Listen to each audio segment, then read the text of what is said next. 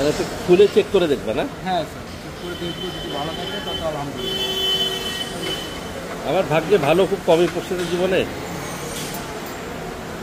ভালো কবে করছে?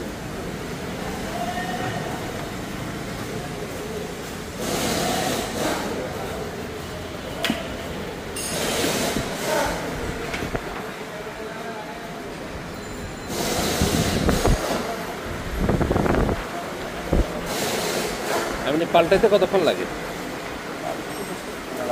ঘন্টা খানেক?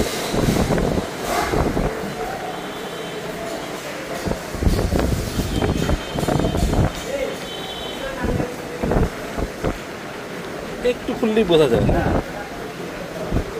জাস্ট তো খেলে এটা হচ্ছে ভিতরে আরেকটা আছে, এর ভিতরে আরেকটা আছে। এটা খারাপ না? পাল্টায় না, পাল্টায় না।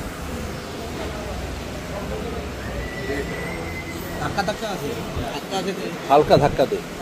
ধাক্কা আছে।